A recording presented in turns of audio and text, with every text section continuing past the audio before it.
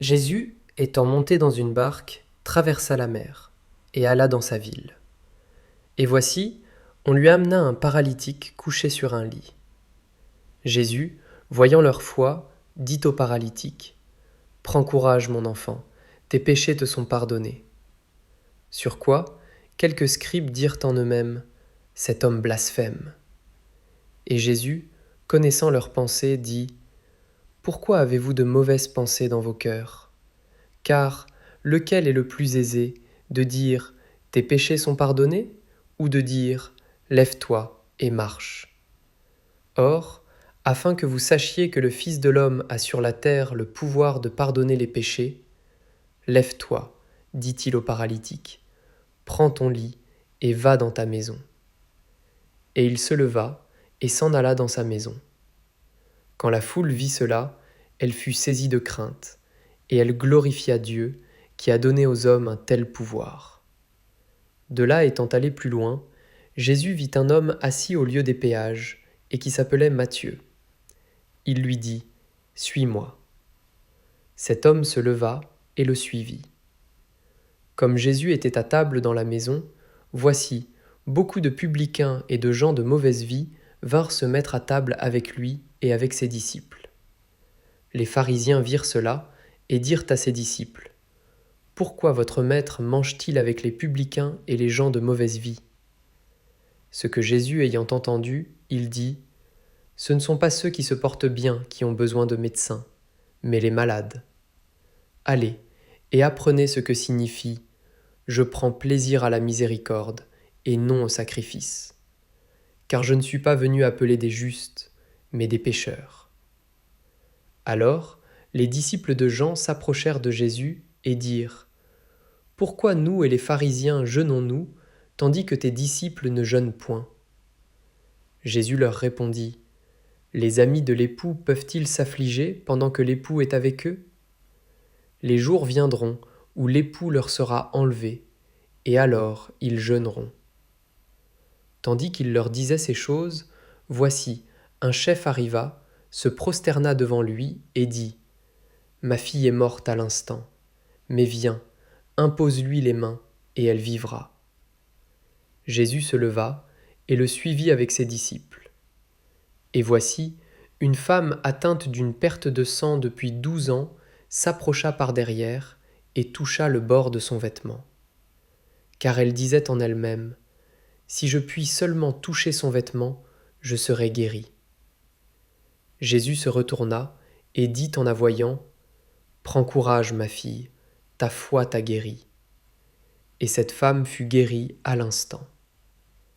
Lorsque Jésus fut arrivé à la maison du chef, et qu'il vit les joueurs de flûte et la foule bruyante, il leur dit, « Retirez-vous, car la jeune fille n'est pas morte, mais elle dort. » Et il se moquait de lui.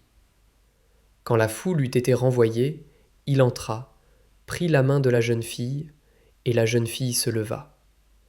Le bruit s'en répandit dans tout le pays.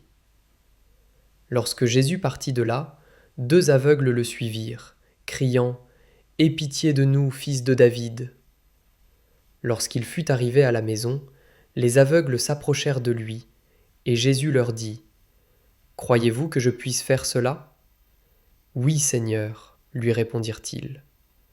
Alors il toucha leurs yeux, en disant, « Qu'il vous soit fait selon votre foi. » Et leurs yeux s'ouvrirent. Jésus leur fit cette recommandation sévère. « Prenez garde que personne ne le sache. » Mais, dès qu'ils furent sortis, ils répandirent sa renommée dans tout le pays. Comme ils s'en allaient, voici, on amena à Jésus un démoniaque muet. Le démon ayant été chassé, le muet parla.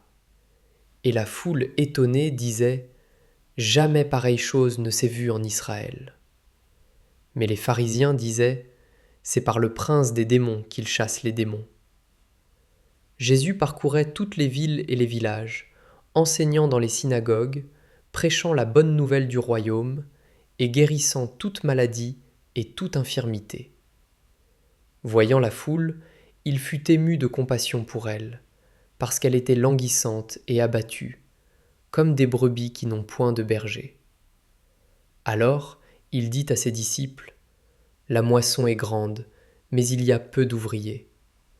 Priez donc le maître de la moisson d'envoyer des ouvriers dans sa moisson. Puis Jésus appela ses 12 disciples et leur donna le pouvoir de chasser les esprits impurs et de guérir toute maladie et toute infirmité. Voici les noms des 12 apôtres. Le premier, Simon, appelé Pierre, et André, son frère.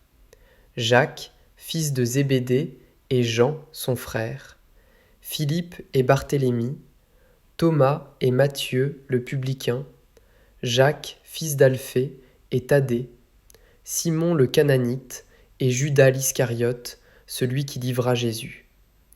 Tels sont les 12 que Jésus envoya, après leur avoir donné les instructions suivantes. N'allez pas vers les païens, et n'entrez pas dans les villes des Samaritains. Allez plutôt vers les brebis perdues de la maison d'Israël. Allez, prêchez, et dites, le royaume des cieux est proche. Guérissez les malades, ressuscitez les morts, purifiez les lépreux, chassez les démons. Vous avez reçu gratuitement, donnez gratuitement.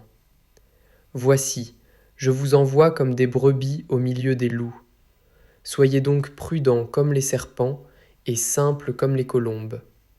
Vous serez haïs de tous à cause de mon nom, mais celui qui persévérera jusqu'à la fin sera sauvé. Celui qui aime son père ou sa mère plus que moi n'est pas digne de moi, et celui qui aime son fils ou sa fille plus que moi n'est pas digne de moi.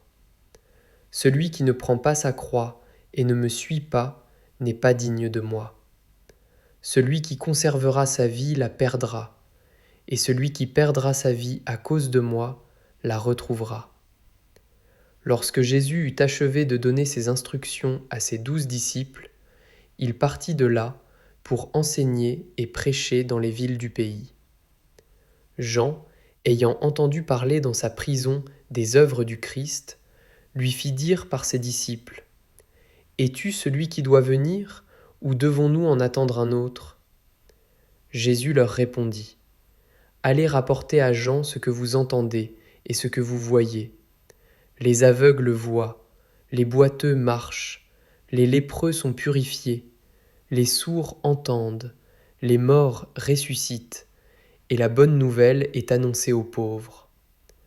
Heureux celui pour qui je ne serai pas une occasion de chute. » Comme il s'en allait, Jésus se mit à parler de Jean à la foule. « Qu'êtes-vous allé voir au désert? Un roseau agité par le vent?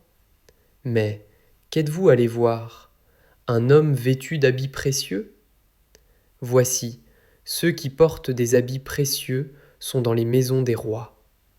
Qu'êtes-vous donc allé voir? Un prophète? Oui, vous dis-je, et plus qu'un prophète, car c'est celui dont il est écrit « Voici, j'envoie mon messager devant ta face, pour préparer ton chemin devant toi.